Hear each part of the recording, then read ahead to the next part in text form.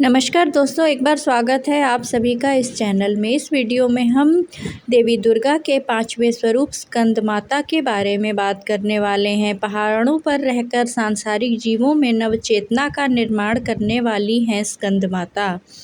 नवरात्रि में 5वें दिन इस देवी की पूजा अर्चना की जाती है। कहते हैं कि इनकी कृपा से मूढ़ भी ज्ञानी हो जाता है। स्कंद कुमार कार्तिकेय की माता होने के कारण इन्हें स्कंद माता के नाम से भी जाना जाता है। इनके विग्रह में भगवान स्कंद बाल रूप में इनके गोद में विराजित हैं। इस देवी की 4 भुजाएं हैं। ये दाईं तरफ की ऊपर वाली भुजा से स्कंद को गोद में पकड़े हुए हैं। नीचे वाली भुजा में कमल का पुष्प है। बाईं तरफ वाली भुजा में वरद मुद्रा में है और नीचे वाली भुजा में कमल पुष्प है। इनका वर्ण एकदम शुभ्र है। ये कमल के आसन पर विराजमान रहती हैं, इसलिए इन्हें पद्मासना भी कहा जाता है। सिंह इनका वाहन है। शास्त्रों में इनका काफ़ी महत्व बताया गया है। इनकी उपासना से भक्त की सारी इच्छाएं पूरी हो जाती हैं, भक्त को मोक्ष मिलता है।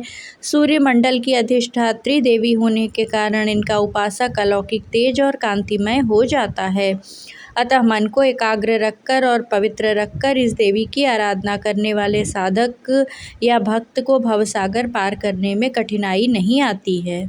स्कंद माता की कृपा से ही मोक्ष का मार्ग सुलभ होता है। यह देवी विद्वानों में चेतना का निर्माण करती हैं। कहते हैं कालिदास द्वारा रचित रघुवंशम महाकाव्य और मेघदूत रचनाएं स्कंद माता की कृपा से ही संभव हुई हैं। स्कंद माता अपने भक्तों की समस्त इच्छाओं की पूर्ति करती हैं। स्कंद माता की कृपा से साधक का मन विशुद्धि चक्र में स्थिर और स्थित होता है। इनकी उपासना करने वाले साधक की समस्त बाह्य क्रियाएं एवं चित्त वृत्तियों का लोप हो जाता है। वह विशुद्ध चैतन्य स्वरूप की ओर अग्रसर हो रहा होता है। साधक का मन समस्त लौकिक सांसारिक मायिक बंधनों से विमुक्त होकर पद्मासना मां स्कंद माता के स्वरूप में पूर्णतः तल्लीन हो जाता है। इस समय साधक को पूर्ण सावधानी के साथ उपासना की ओर अग्रसर होना चाहिए। उसे अपनी समस्त ध्यान वृत्तियों को एकाग्र रखते हुए साधना के पथ पर आगे बढ़ना चाहिए। मां स्कंद माता की उपासना से भक्त की समस्त इच्छाएं पूर्ण हो जाती हैं।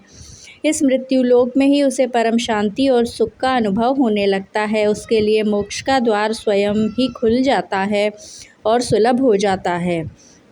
स्कंद माता की उपासना से बाल रूप स्कंद भगवान की उपासना भी स्वतः ही हो जाती है। यह विशेषता केवल इन्हीं को प्राप्त है। अतः साधक को स्कंद माता की उपासना की ओर विशेष ध्यान देना चाहिए।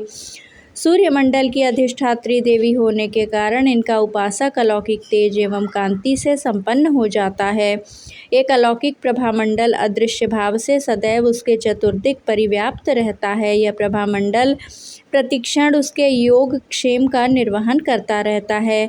हमें एकाग्र भाव से मन को पवित्र रखकर माँ की शरण में आने का प्रयत्न करना चाहिए। इस घोर भवसागर के दुखों से मुक्ति पाकर मोक्ष का मार्ग सुलभ बनाने का इससे उत्तम उपाय दूसरा नहीं है। या देवी सर्वभूतेषु मां स्कंद माता रूपेण संस्थिता नमस्तस्यै नमस्तस्यै नमस्तस्यै नमो नमः। प्रत्येक सर्वसाधारण के लिए आराधना योग्य यह श्लोक सरल और स्पष्ट है। माँ जगदम्बे की भक्ति पाने के लिए इसे कंठस्थ कर नवरात्रि में 5वें दिन इसका जप करना चाहिए। इसका अर्थ यह है कि हे माँ सर्वत्र विराजमान और स्कंद माता के रूप में प्रसिद्ध अम्बे, आपको मेरा बार बार प्रणाम है। हे माँ, मुझे सब पापों से मुक्ति प्रदान करें। इस दिन साधक का मन विशुद्धि चक्र में अवस्थित होता है। इनके विग्रह में भगवान स्कंद जी बाल रूप में इनके गोद में बैठे हुए हैं। देवी स्कंद माता ही हिमालय की पुत्री पार्वती हैं। इन्हें ही माहेश्वरी और गौरी के नाम से भी जाना जाता है। यह पर्वतराज की पुत्री होने से पार्वती कहलाती हैं। महादेव की वामिनी यानी पत्नी होने से माहेश्वरी कहलाती हैं और अपने गौर वर्ण के कारण देवी गौरी के नाम से पूजी जाती हैं। माता को अपने पुत्र से अधिक प्रेम है, अतः माँ को अपने पुत्र के नाम के साथ संबोधित किया जाना अच्छा लगता है। जो भक्त माता के इस स्वरूप की पूजा करते हैं, माँ उस पर अपने पुत्र के समान स्नेह लुटाती हैं।